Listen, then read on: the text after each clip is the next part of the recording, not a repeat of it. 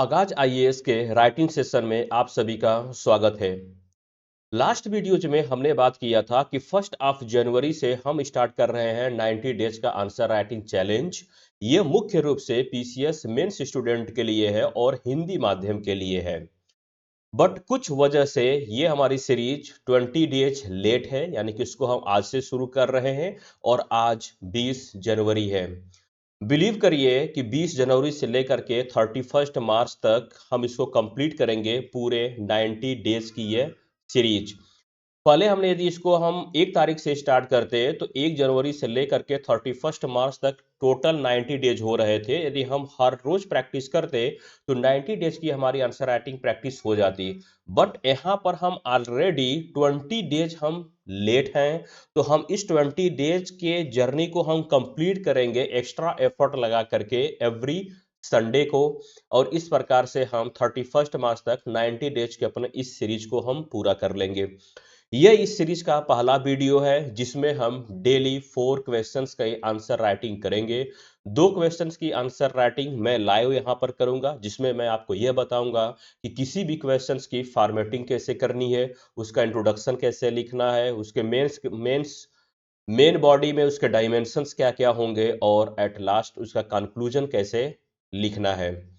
2 questions की answer writing मैं खुद करूंगा, 125 वर्ड और 200 वर्ड्स की। और जो बचे हुए जो 125 वर्ड और 200 वर्ड्स का क्वेश्चंस रहेंगे वो मैं आपको एज होमवर्क दूंगा, उसको आप खुद से करना रहेगा। यदि आप मेरे साथ इसकी प्रैक्टिस करते हैं तो बिलीव करिए कि विद इन 30 डेज के आंसर राइटिंग प्रैक्टिस में मैं आपके माइंड से जो डर है आंसर राइटिंग का उसको मैं बिल्कुल निकाल दूंगा। और अगले 30 डेज और उसके बाद 30 डेज में हम बिल्कुल एग्जाम ओरिएंटेड आंसर राइटिंग की प्रैक्टिस करेंगे। अभी जो हमारा ये 30 डेज चलेगा इसमें केवल हम ये प्रैक्टिस करेंगे कि एटलीस्ट हमारी पेन उठनी चाहिए और कुछ भी लिखा हुआ होना चाहिए, यानी कि एटलीस्ट हमको आंसर राइटिंग की प्रैक्टिस स्टार्ट कर देनी है।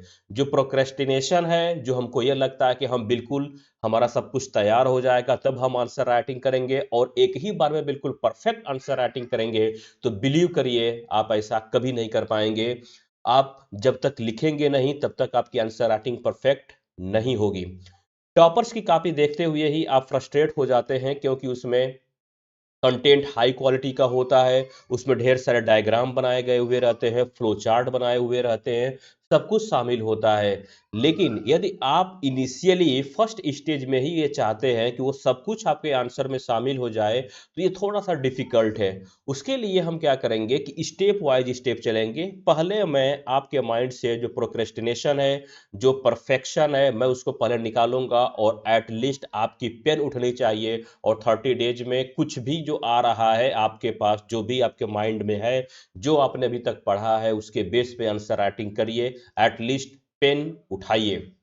उसके बाद जो 30 डेज होता है उसमें हम ये देखेंगे कि मेंस एग्जाम ओरिएंटेड हम बिल्कुल तैयारी करेंगे और लास्ट का 30 डेज में उस आंसर में हम फ्लो चार्ट भी शामिल करेंगे, डायग्राम भी शामिल करेंगे और हर वो छोटी से छोटी माइनर से माइनर चीज़ों को हम नोटिस करेंगे और उसको इंक्लूड करेंगे, ताकि हमारा आंसर बेहतर हो सके और हर एक एस्पिरेंट से हमारा आंसर आधा नंबर 1 नंबर वो एक्स्ट्रा मार्क्स फेच करें। तो चलिए हम शुरू करते हैं डे 1।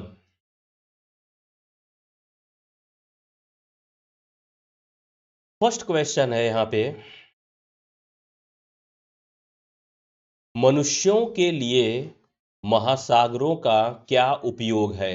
यह क्वेश्चन 125 वर्ड का है, जिसको यूपी पीसीएस 2024 के एग्जाम में पूछा गया था। और इस क्वेश्चन का आंसर मैं खुद लिखा हूं, इसलिए मैं आपको बेहतर बता सकता हूं कि इसका आंसर हमको कैसे लिखना है। तो सबसे पहले हमको यह देखना है कि इस क्वेश्चन की डिमांड क्या है। तो इसमें इस क्वेश्चन की डिमांड बहुत ही स्ट्रेट फॉरवर्ड है, बहुत ही सीधा सा क्वेश्चन पूछा गया है कि जो महासागर है वह महासागर मनुष्य के लिए, यानी कि मानव के लिए वो कैसे उपयोगी है। तो सबसे पहले हम क्या करेंगे, इसका हम इंट्रोडक्शन स्टार्ट करेंगे।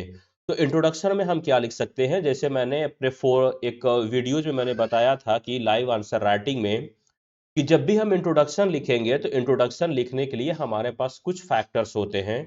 वो फैक्टर्स कौन कौन से हैं, जैसे उसको हम परिभाषा से स्टार्ट कर सकते हैं या कोई यदि संवैधानिक प्रस्ताव है या प्रोविजन है तो उससे हम स्टार्ट कर सकते हैं। कोई संवैधानिक प्रोविजन है या कोई यदि संवैधानिक के अलावा यदि कोई वैधानिक है तो उससे हम स्टार्ट कर सकते हैं, या कोई ऐतिहासिक पृष्ठभूमि है उसकी तो हम वहां से स्टार्ट कर सकते हैं, या कोई करंट अफेयर से जो उससे रिलेटेड है, उससे लिंक हो रहा है तो हम वहां से स्टार्ट कर सकते हैं। और लास्ट में यदि कोई कमेटी ने अपना कोई रिकमेंडेशन दिया है, कोई रिपोर्ट प्रेजेंट किया हुआ है, तो उसके बेस पे हम अपना इंट्रोडक्शन लिख सकते हैं। लेकिन यदि यहाँ पर हम देखें कि यहाँ पर पूछा हुआ है कि मनुष्यों के लिए महासागर कैसे उपयोगी हैं, तो जाहिर सी बात है कि इस क्वेश्चन में हम परिभाषा तो लिखेंगे नहीं कि महासागर क्या होता है, क्योंकि याद रखिए कि हमारा जो इंट्रोडक्शन है वह इंट्रोडक्शन आपके मेन बॉडी को खोलता हुआ होना चाहिए, जहां से आप मेन बॉडी में एंटर कर जाते हैं। और इसमें ऐसा कोई संवैधानिक प्रोविजन भी नहीं होता है और कोई ऐतिहासिक बैकग्राउंड भी उस तरह से नहीं है, लेकिन फिर भी हम कुछ ऐतिहासिक या भौगोलिक पृष्ठभूमि के लेते हुए इसको आंसर राइटिंग का स्ट्रक्चरिंग हम स्टार्ट करेंगे। जैसे कि आप ये जानते हैं कि हमारे पृथ्वी का नियरली अबाउट जो 70% हिस्सा है वो महासागरों से घिरा हुआ है। तो क्यों ना हम अपना इंट्रोडक्शन इसी से हम स्टार्ट कर दें। वो हम कैसे स्टार्ट करेंगे कि पृथ्वी का 70%, यहाँ पे हम लिखेंगे लगभग लगभग 70% हिस्सा महासागरों से घिरा हुआ है।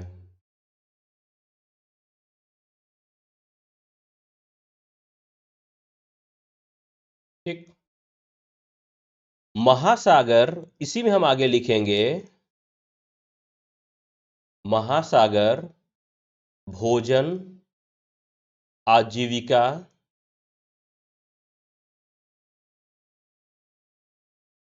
व्यापार,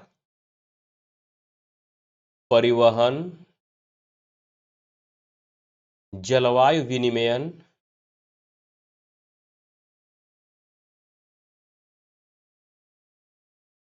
जैव विविधता इत्यादि के माध्यम से मनुष्यों के लिए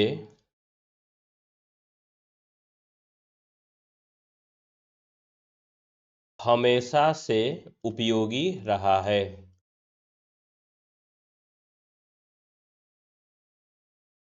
ये हमारा इंट्रोडक्शन हो गया। और इस इंट्रोडक्शन में की खास बात क्या है कि जैसे आपने ये जो फैक्ट आपने लिखा कि पृथ्वी का लगभग 70% हिस्सा क्या है, वह महासागरों से घिरा हुआ है।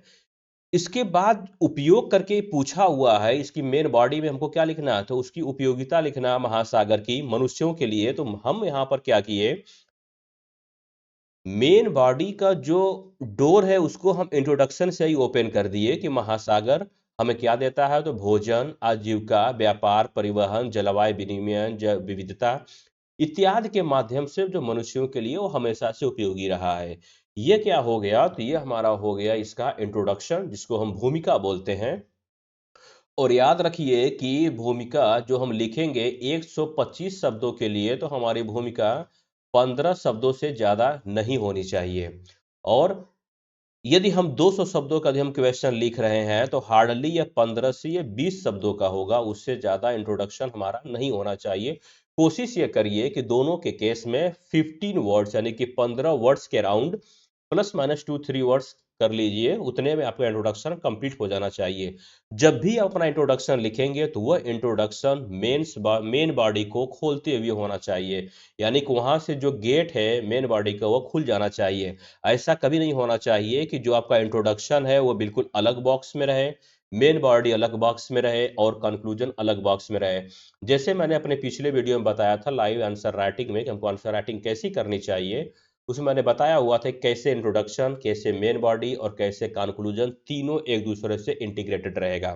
यदि आप वो वीडियो नहीं देखे हैं तो आप इस चैनल पर जाकर के उस वीडियो को आप जरूर देखिए, उसमें ये बताया गया है कि आंसर राइटिंग हमको कैसी करनी चाहिए। अब इसके अलावा अब हम डायरेक्टली आते हैं जो इसका मुख्य हिस्सा इस आंसर का है, जो इसका डायमेंशन है, जिसमें हमको ये लिखना है कि महासागर मनुष्य के लिए कैसे उपयोगी है। तो यहाँ पर हम एक छोटी सी हेडिंग लगाएंगे कि मनुष्यों के लिए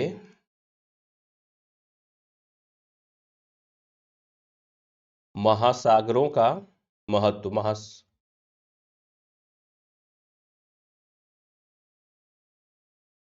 ठीक। अब हम क्या करेंगे कि महासागर हमारे लिए कैसे महत्व है, वो कौन कौन सी पॉइंट्स है, तो उन सारे पॉइंट्स को मैं यहाँ पे लिख दे रहा हूं और उसको मैं बता भी दे रहा हूं। आपको क्या करना है कि घर पर बैठ करके A4 शीट लीजिए या मार्केट में स्पाइरल कॉपी आती है जिसपे ऊपर यूपीएससी लिखा हुआ होता है, उसके दोनों तरफ मार्जिन होती है, वह कॉपी आप लीजिए, इस क्वेश्चन को उस पे लिखिए और जो आंसर की फॉर्मेटिंग में बता रहा हूं इसको आप वहां पे प्रैक्टिस करिए। पहला हो गया कि मनुष्यों के लिए महासागरों का क्या महत्व है। तो पहला पॉइंट हम लिखेंगे कि भोजन और आजीविका का स्रोत। अब यहाँ पर हमको ये देखना है कि महासागर हमारे लिए भोजन और आजीविका का स्रोत कैसे है। तो जब आप इसकी डिटेलिंग लिखेंगे 2 या 3 लाइन, जो भी आपके पास नॉलेज होगा उसके बेस पे यदि आप लिखेंगे तो आप जरूर ये बताएंगे कि महासागर से भोजन के रूप में हमको क्या मिल रहा है।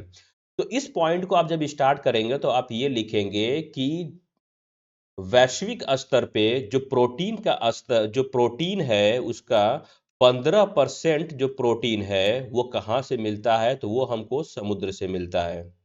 ठीक। और ये जो 15% प्रोटीन हमको मिल रहा है, जो पशु प्रोटीन है, जो जीव प्रोटीन है, मैं उसकी बात कर रहा हूं, तो इसको समुद्र से मिल रहा है। और इसके लिए जब आप ये पॉइंट लिखेंगे तो आप इस पॉइंट को जरूर ये वैलिडेट करिए किसी एक डेटा के साथ या गवर्नमेंट के कोई इनिशिएटिव्स के साथ। तो गवर्नमेंट के इनिशिएटिव्स क्या है, जैसे नीली क्रांति है, यानी कि नीली क्रांति के माध्यम से और जो प्रधानमंत्री मत्स्य संपदा योजना है जो लॉन्च किया गया था, प्रधानमंत्री मत्स्य संपदा योजना, इसके आधार पर भी जो समुद्री कृषि क्षेत्र है उसको बढ़ावा दिया जा रहा है, ताकि जो हमारी भोजन है, जो हमारी आजीविका का स्रोत है, उसको और बढ़ाया जा सके। ये हमारे महासागरों का सबसे बड़ा उपयोग है यहाँ पे मनुष्यों के लिए, क्योंकि हमारी जो फूड है वो भी इसी पर डिपेंडेंट है।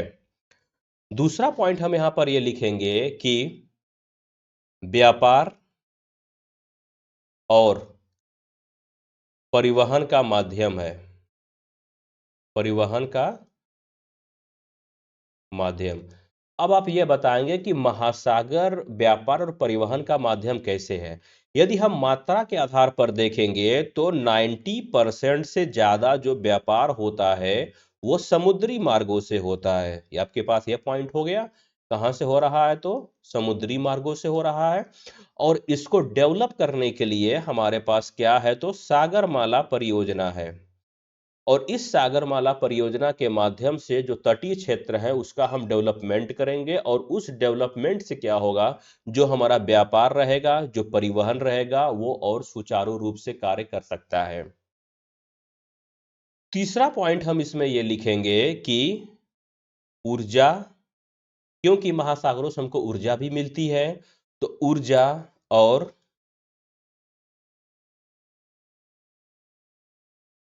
खनिज के संसाधन। अब जैसे कि जो महासागर, उससे हम क्या मिलता है, तो ऊर्जा और खनिजों का संसाधन मिल रहा है। अब इसमें हम कौन कौन से पॉइंट डालेंगे, तो यदि हम ऊर्जा की बात करेंगे तो महासागरों से हमको क्या मिलता है, तो महासागरों से हमको तेल मिलता है, गैस मिल रहा है, और ज्वारी ऊर्जा की आपूर्ति है वो लगातार कहाँ से होती है, तो वो महासागर से होती है। और इसके लिए हमारे पास दो एग्जाम्पल है। एक है बॉम्बे हाई बेसिन। तो बॉम्बे हाई बेसिन से क्या होता है, हमको तेल मिलता है। और कृष्णा गोदावरी का जो बेसिन है,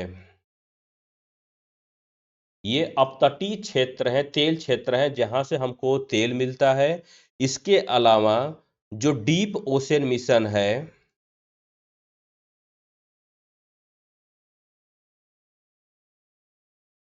डीप ओशन मिशन ये 2021 में लॉन्च किया गया था। इसके माध्यम से मध्य हिंद महासागर में हम क्या करेंगे, वहां पे सतत संसाधनों का दोहन करेंगे। यानी कि जो भी हम वहां पे संसाधन है, कोई खनिज है, उसका हम जो भी दोहन करेंगे वो सतत करेंगे, यानी कि वो सस्टेनेबल होना चाहिए। तो हमारे पास ये 3 पॉइंट हो गए। फोर्थ पॉइंट है कि जलवायु विनिमयन और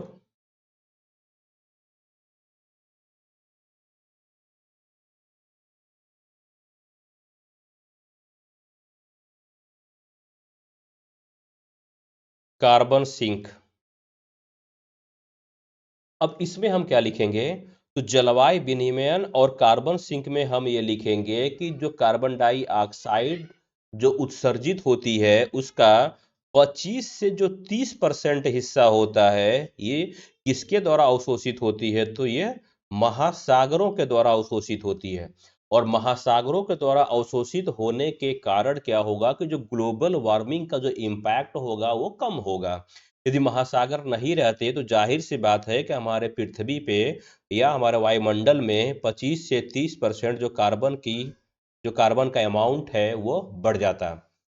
इसके अलावा हम आते हैं फिफ्थ पॉइंट पे, और फिफ्थ पॉइंट पे हम क्या लिखेंगे कि जो तटीय राज्य हैं, तो तटीय राज्य में समुद्री पर्यटन का एक अवसर है यहाँ पे कि जो समुद्री जो तटीय राज्य हैं, जैसे कि हम मान लिए कि केरल हो गया, तमिलनाडु है या गोवा। अब इन सभी राज्यों में क्या है कि ये तटीय राज्य हैं और यहाँ पे जो समुद्री पर्यटन है इसको बढ़ाया जा सकता है। एक रिपोर्ट के मुताबिक यहाँ पे जो इकोनॉमी है वो करीब करीब $100 बिलियन की है, और यहाँ पे लाखों रोजगार की संभावनाएं भी हैं, तो ये भी हमारे लिए उपयोगी है।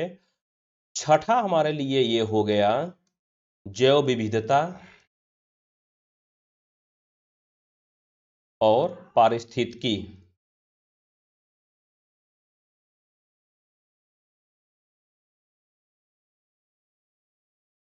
यानी कि पृथ्वी पर जितनी भी जो जैव विविधता पाई जाती है उसका 80% जो हिस्सा होता है वह महासागरों में पाया जाता है।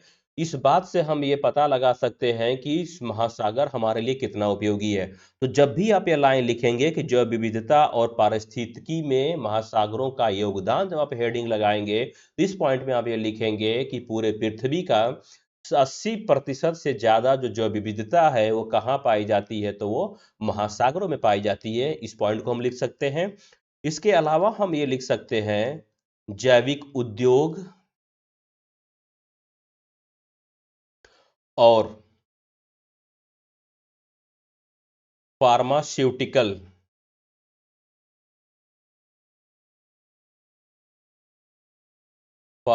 जैविक उद्योग और फार्मास्यूटिकल संसाधनों का माध्यम।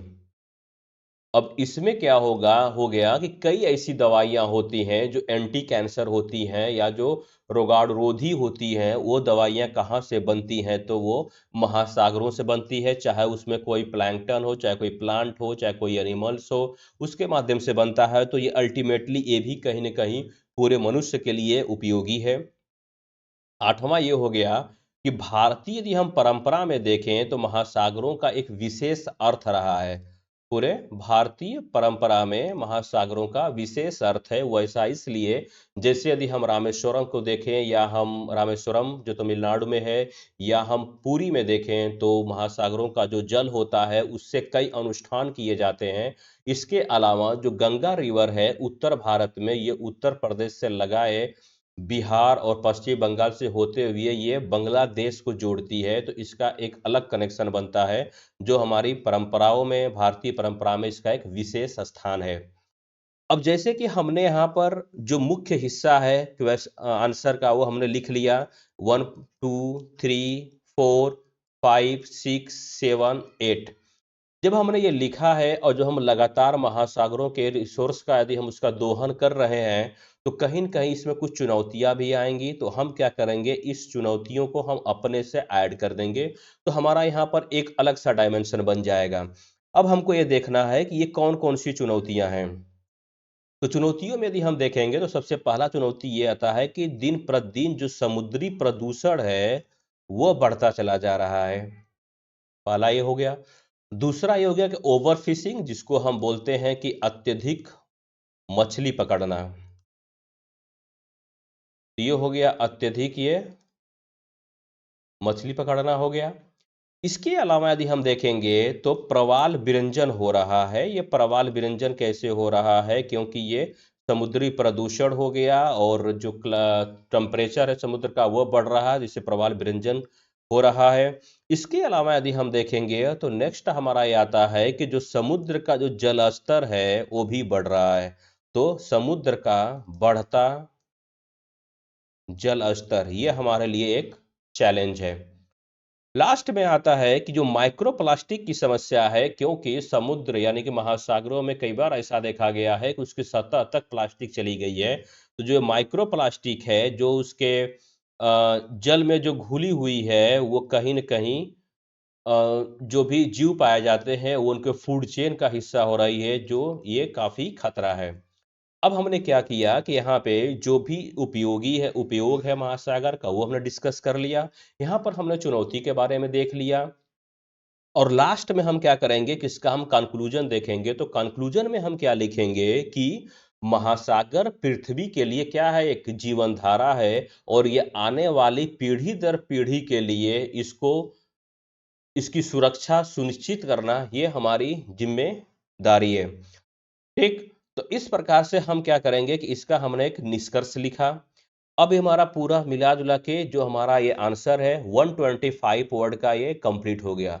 अब जब भी आप इसका रियल में जब आप इसका आंसर लिखेंगे तो आप वहाँ पर ये देखिए कि ये 125 का वर्ड का ही तो हो रहा है, कहीं ज़्यादा तो नहीं हो रहा है। मैं यहाँ पर फिर से बता दे रहा हूँ कि 125 वर्ड के लिए जो यूपीएससी की जो कॉपी आती है, जो मार्केट में अवेलेबल है स्पाइरल बाइंडिंग के रूप में, आप उसको ले आइए और 125 वर्ड के लिए आप उसमें केवल 2 पेज अलॉट करिए, केवल 2 पेज। एग्जाम में केवल आपको 2 पेज मिलेगा 125 वर्ड के लिए और 3 पेज मिलेगा 200 शब्दों के लिए। तो हमेशा शब्द सीमा और जगह दोनों का ध्यान रखें। यदि आपने मेरा 4D video 4D answer writing model नहीं देखा तो आप उसको देखिए। लाइव आंसर कैसे किया जाता है, आप अपने आंसर में क्या फाइंड आउट करना चाहते हैं वो वीडियो जरूर देखिए। इससे आपको एक इंसाइट मिलेगी कि आपके आंसर में वो क्या-क्या गुण होने चाहिए। ये हमारा क्वेश्चन रहा है 125 वर्ड का। अब हम आते हैं, देखिए इसका मैंने आंसर एग्जैक्टली नहीं लिखा है क्योंकि एग्जैक्टली लिखना यहाँ पर पॉसिबल नहीं हो पा रहा है। तो मैंने केवल इसकी एक फ्रेमिंग बताई है कि हमारा इंट्रोडक्शन कैसे होना चाहिए, हमारे मेन बॉडी में कौन कौन से डायमेंशन है, रियल में लिखना आपको है। आइए अब हम चलते हैं सेकेंड क्वेश्चन पे। और ये सेकेंड क्वेश्चन है कि भारत में बढ़ता हुआ क्षेत्रवाद किस प्रकार से अर्थव्यवस्था तथा राज्य व्यवस्था को प्रभावित कर रही है, स्पष्ट कीजिए। और याद रखिए कि ये 200 शब्दों का क्वेश्चन है और इसके लिए आपके पास 3 पेज मिलेंगे लिखने के लिए। अब इसका हम डायमेंशन यदि हम फाइंड आउट करें तो डायमेंशन बहुत ही सिंपल है कि जो क्षेत्रवाद है भारत में जो बढ़ रहा है दिन प्रतिदिन, तो इस बढ़े हुए क्षेत्रवाद का हमारी अर्थव्यवस्था पर क्या प्रभाव पड़ेगा और इसका राज्य व्यवस्था पर क्या प्रभाव पड़ेगा। तो इस क्वेश्चन में पर्टिकुलरली 2 डायमेंशन पूछा गया है। तो जब भी हम यहाँ पर 2 डायमेंशन की बात करेंगे तो जब प्रभाव पूछा जाएगा तो हमेशा याद रखिए कि प्रभाव सकारात्मक भी होता है, प्रभाव नकारात्मक भी होता है। तो उन हम सारे डायमेंशन को कंप्लीट करेंगे। जैसे यदि हम अर्थव्यवस्था की बात करते हैं तो क्षेत्रवाद का अर्थव्यवस्था पर इसका सकारात्मक प्रभाव भी पड़ेगा और नकारात्मक प्रभाव भी पड़ेगा। ठीक उसी तरह से क्षेत्रवाद का राज्य व्यवस्था पे सकारात्मक प्रभाव भी पड़ेगा और नकारात्मक प्रभाव भी पड़ेगा। तो अब हमारे पास क्या हो गए कि मेन बॉडी में लिखने के लिए हमारे पास ये 4 डायमेंशन हो गए, सकारात्मक, नकारात्मक और यहाँ पर राजव्यवस्था के लिए सकारात्मक और नकारात्मक। तो अब हम क्या करेंगे कि यहाँ पे सबसे पहले हम इसका इंट्रोडक्शन तैयार करेंगे कि इंट्रोडक्शन हमारा कैसा होना चाहिए। ठीक, तो आइए हम देखते हैं कि इंट्रोडक्शन में हम क्या लिख सकते हैं। तो इंट्रोडक्शन के लिए जो हमारे पास 4-5 फैक्टर्स हैं उसी में से कोई हम एक फैक्टर हम पिक करेंगे। जैसे यहाँ पर यदि हम देखेंगे क्षेत्रवाद के लिए, तो यदि हमारे पास किसी कमेटी का कोई रिपोर्ट हो या कोई करंट में कोई घटनाएं यदि वैसी घटी हैं जो अर्थव्यवस्था और राजव्यवस्था से संबंधित हो, तभी उसको हम इंट्रोडक्शन में शामिल करेंगे। जबरदस्ती से हम उसको शामिल नहीं करेंगे। याद रखिए कि जो आपका इंट्रोडक्शन होगा वो इंट्रोडक्शन आपके आंसर का जो मुख्य हिस्सा है उसका एक गेट होता है, उसका एक द्वार होता है। ठीक, तो चलिए इसके लिए क्षेत्रवाद के लिए हम बिल्कुल इसके परिभाषा से स्टार्ट करते हैं कि क्षेत्रवाद क्या होता है। तो क्षेत्रवाद क्या है? तो क्षेत्रवाद भाषा, भूगोल या संस्कृति के आधार पर स्थानीय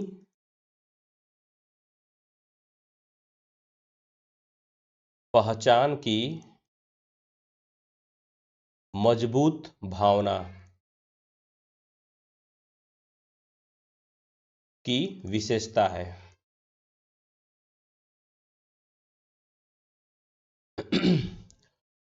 क्षेत्रवाद का अर्थव्यवस्था व राज्य व्यवस्था पर बहुआयामी प्रभाव पड़ता है।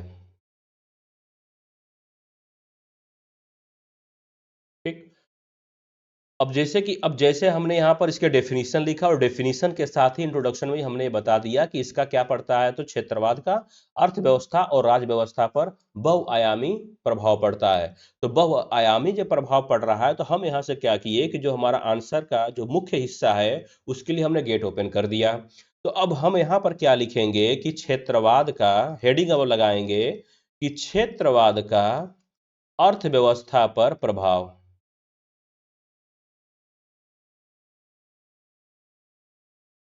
अब जब हम लिखेंगे कि क्षेत्रवाद का अर्थव्यवस्था पर प्रभाव, तो सबसे पहले हम लिखेंगे यहाँ पे सकारात्मक प्रभाव।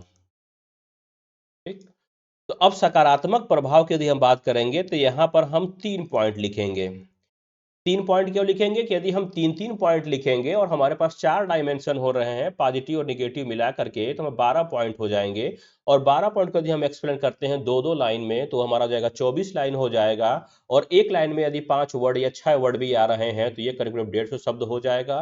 तो इंट्रो और कंक्लूजन को ऐड करेंगे तो आराम के साथ हमारा 200 शब्दों का क्वेश्चन पूरा हो जाएगा।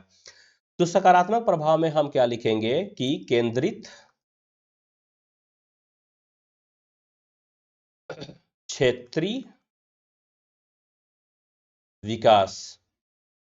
तो जो सकारात्मक पहलू इसका ये होता है क्षेत्रवाद का कि जो ऐतिहासिक रूप से अ,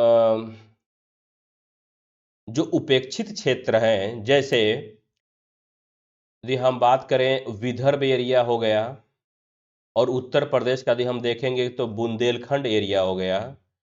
तो इसके लिए क्या होगा, जो क्षेत्रवाद के आधार पर ऐसे क्षेत्र जो ऐतिहासिक रूप से पिछड़े रहे हैं, जहां पर विकास का कार्य नहीं पहुंच पाया है, तो यदि क्षेत्रवाद यहाँ पे रहेगा तो इसके विकास के लिए योजनाएं यहाँ पे लागू की जा सकती हैं। वो कैसे लागू की जा सकती हैं? तो वो 2 प्रकार से लागू की जा सकती हैं।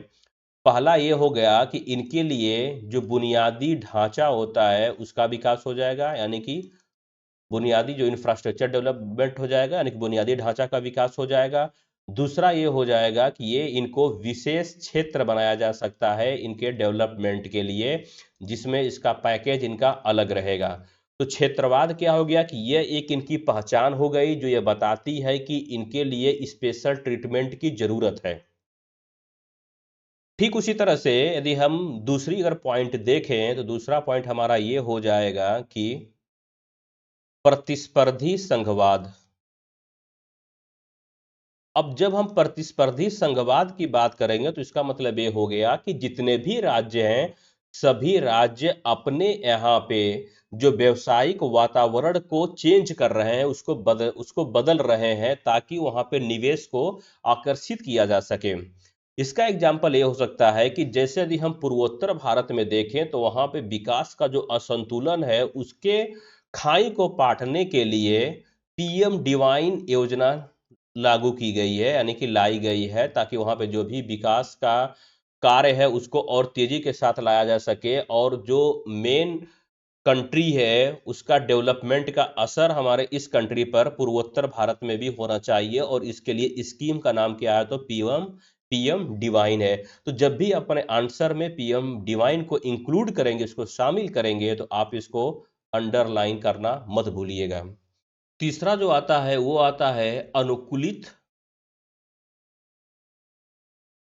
स्थानीय विकास। अब ये अनुकूलित स्थानीय विकास में क्या होगा कि जो हमारा क्षेत्र है, जो लोकल एरियाज है, वहां पे जो उपलब्ध जलवायु है या उपलब्ध जो संसाधन है उसके आधार पर उसका विकास कैसे किया जा सकता है। उदाहरण के लिए जैसे जो पूर्वोत्तर राज्य हैं, तो पूर्वोत्तर राज्यों में बांस ज्यादा पाए जाते हैं, तो उन बांस के आधार पर हम यहाँ पे उद्योगों की स्थापना कर सकते हैं, जिससे विकास ऑटोमेटिक वहां पे हो जाएगा। तो ये रहा कुछ सकारात्मक प्रभाव रहा। अब इसके बाद हम बात कर लेते हैं नकारात्मक प्रभाव की, कि इसका नकारात्मक प्रभाव क्या पड़ेगा। यदि हम नकारात्मक प्रभाव की बात करेंगे तो सबसे पहले हमारा यहाँ पर ये आता है कि पहला पॉइंट है भूमि के पुत्र की नीति।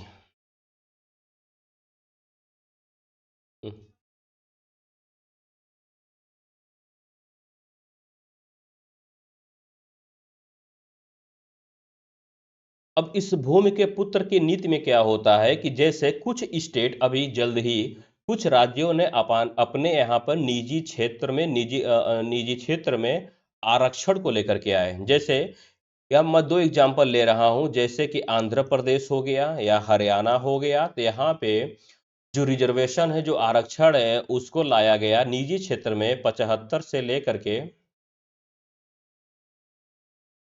100% तक इसको रखा गया। इसका मतलब ये हो गया कि वहां का जो निजी क्षेत्र में जो नौकरी है वो केवल वहां पर स्थानीय लोगों के लिए रहेगा। तो जब यहाँ पर हम आरक्षण को बढ़ा के 75 से जब 100 करेंगे, केवल अपने यहाँ के लोगों के लिए करेंगे, तो इसे देखिए दो समस्याएं क्रिएट होंगी। पहली समस्या ये होगी कि जो मुक्त आवाजाही है, ठीक, रोजगार के संबंध में, वो क्या हो जाएगी, वो बंद हो जाएगी। दूसरा ये हो गया कि यदि अगर इस तरह से व्यवस्था चलेगी तो यह अंतः राज्यीय शत्रुता पैदा करेगी ये। यानी कि इस तरह से जो संरक्षणवाद है वो हर राज्य यदि अपने यहाँ पर लागू करेगा तो इससे प्रॉब्लम ये होगी, कोई भी पर्सन एक जगह से दूसरे जगह पे वो जा नहीं पाएगा रोजगार के लिए। और जो एक राज्य जो यदि आगे बढ़ा हुआ है जिसके पास डेवलपमेंट ज़्यादा है, कोई अगर राज्य अगर कम डेवलपमेंट हुआ है वहाँ पे, तो दोनों के बीच में एक शत्रुता जन्म लेती है। जैसे कि अभी हमने देखा कुछ दिन पहले, जैसे कि महाराष्ट्र में हुआ, जिनको मराठी बोलने नहीं आती है उनको वहां से भगाया गया, उनका शोषण किया गया। उसी तरह से साउथ के कई स्टेट में, कई राज्यों में ऐसी घटनाएं होती रहती हैं। तो ये जो है पॉइंट है कि सन ऑफ सॉइल्स पॉलिसीज है या भूमि के पुत्र की जो नीति है, इसको यहाँ पे इंक्लूड किया जा सकता है। दूसरा हमारा पॉइंट यहाँ पर आता है कि संसाधन विवाद आता है। तो संसाधन विवाद में ये है कि जैसे कुछ संसाधन ऐसे होते हैं जो कई राज्यों में फैले हुए होते हैं, जो यहाँ पे विवाद का वजह बनता है।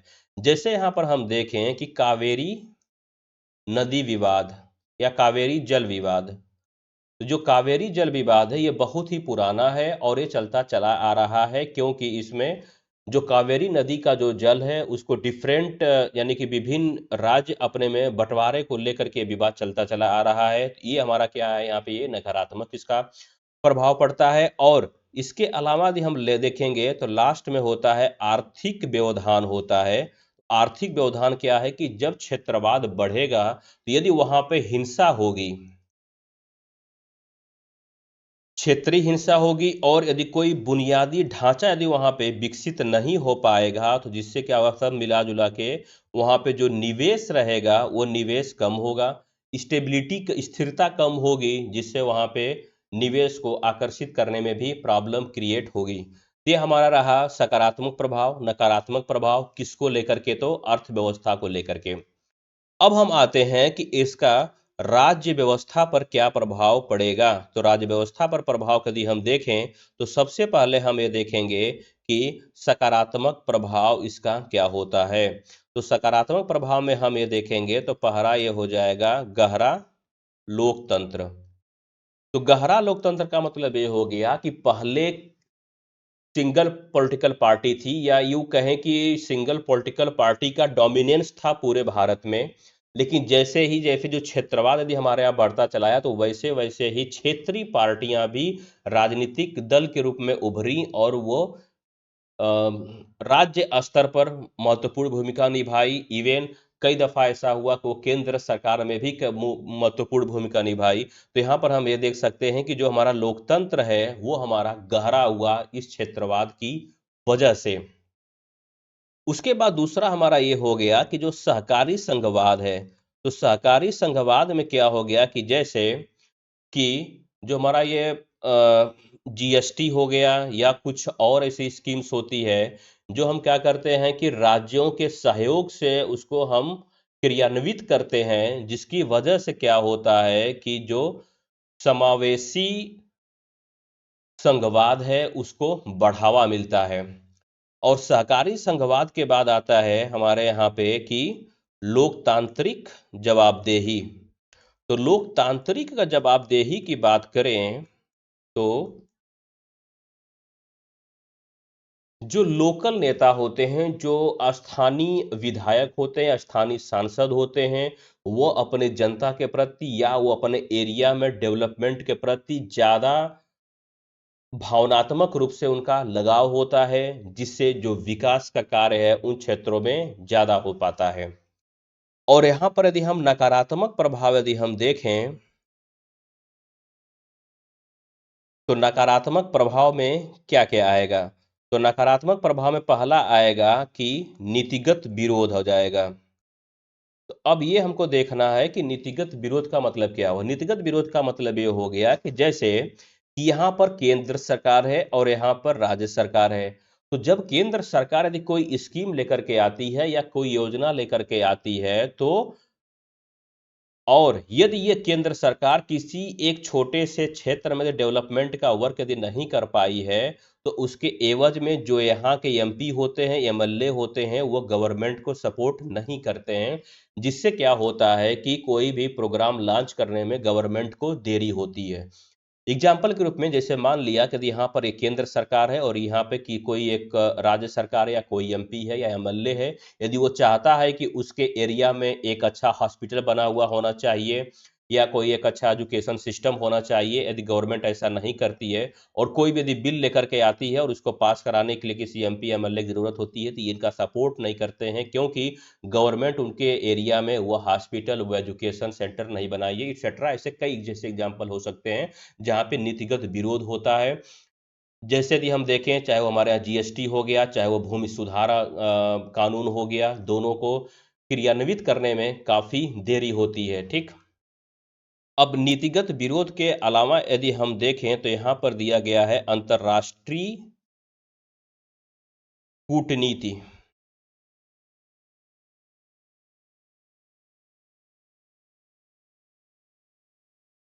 में व्यवधान।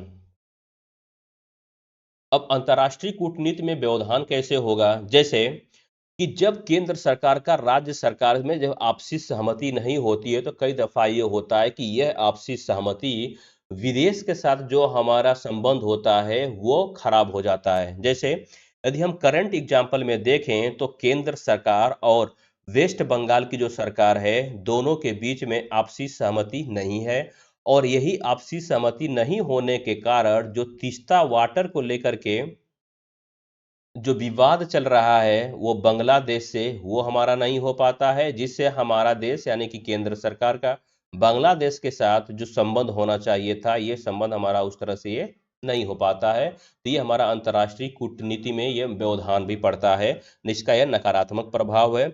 इसके अलावा ये आता है कि एकता के लिए खतरा होता है।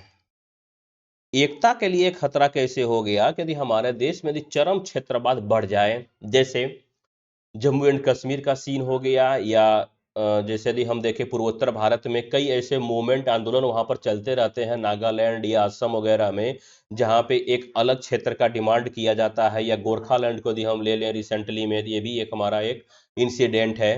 तो इस तरह से जो हमारी एकता है वो कहीं ना कहीं ये छीड़ होती है जब हम क्षेत्रवाद की बात करते हैं। और लास्ट में आता है कि वोट बैंक की नीति होती है, ठीक, वोट बैंक की राजनीति होती है, क्योंकि जो पॉलिटिकल पार्टी या जो राजनेता होते हैं वो भाषा, क्षेत्र या भूगोल के आधार पे वो लोगों को भावनात्मक रूप से ध्रुवीकरण करते हैं ताकि उनको वोट ज्यादा मिल सके। तो ये भी इसका क्या है, ये एक नकारात्मक उपाय है। अब जैसे कि इतना सब कुछ लिखने के बाद ये हमने मेन बॉडी पूरी तरह से लिख लिया है। अब हम क्या लिखेंगे कि हम यहाँ पे इसका निष्कर्ष लिखेंगे, और निष्कर्ष में हम क्या लिखेंगे कि निसंदेह, निसंदेह क्षेत्रवाद का अर्थव्यवस्था तथा राज्य व्यवस्था पर दोहरा प्रभाव पड़ता है। यानी कि क्षेत्रवाद का अर्थव्यवस्था व राज्य व्यवस्था का दोहरा प्रभाव पड़ता है। एक तरफ समावेशी विकास के लिए चालक के रूप में काम करता है, तो राष्ट्रीय एकजुटता के लिए संभावित खतरे के रूप में भी यह कार्य करता है। तो दो हमारे यहाँ पे हमने कंक्लूजन में क्या दिया कि जो समावेशी विकास है वो उसके लिए चालक का काम करता है, और दूसरा ये हो गया कि जो राष्ट्रीय एकजुटता है वो उसमें क्या होता है, तो संभावित खतरे के रूप में यह काम करता है। तो इस प्रकार से हमने ये देख लिया कि कैसे हमको लिखना है, इसका इंट्रोडक्शन लिखना है, और कैसे इसका हमको कंक्लूजन लिखना है, और मेन बॉडी में कौन कौन से डायमेंशन है, तो उसको हमने यहाँ पे ये कंप्लीट कर लिया। अब आप क्या करिए कि इस वीडियो को देखिए, एनालाइज करिए, और अपने कॉपी पर आंसर इसका जरूर लिखिए, और वह आंसर एक व्यवस्थित आंसर होना चाहिए। यहाँ पर मैं व्यवस्थित आंसर नहीं लिख पा रहा हूँ क्योंकि कई टेक्निकल समस्याएं हैं इस प्रकार से। अब यहाँ तक मैंने दो क्वेश्चंस का मैंने फॉर्मेटिंग बता दिया है। अब आपको क्या करना है, क्वेश्चन नंबर 3 है जो आपको खुद से लिखना है कि भारतीय समाज पर वैश्वीकरण के प्रभावों की चर्चा कीजिए। ये अगेन 125 शब्द का क्वेश्चन है, यूपीपीसी 2024 में ये पूछा गया है। और अगला क्वेश्चन है ये 200 शब्दों का है कि गरीबी के कारणों और परिणामों की चर्चा कीजिए। ये आपके पास 4 क्वेश्चन है। दो क्वेश्चन की फॉर्मेटिंग हमने बनाई है, दो क्वेश्चन की फॉर्मेटिंग प्लस आंसर राइटिंग आपको खुद से करनी है। ठीक, यदि वीडियो आपको अच्छी लगी हो, उपयोगी लगी हो, और यदि आप चाहते हैं कि जो 90 डेज का आंसर राइटिंग चैलेंज है आप इसको मेरे साथ पूरा करें, तो इस चैनल को सब्सक्राइब करें ताकि डेली आपको वीडियो मिलती रहे। वीडियो यदि उपयोगी लगे तो इसको लाइक करें, सब्सक्राइब करें, और कमेंट में यह जरूर बताएं कि आपने इसका आंसर लिखा या नहीं, या यह वीडियो आपके आंसर राइटिंग में कितना उपयोगी रहा है। कमेंट सेक्शन में जरूर बताएं। Thank you, have a nice day.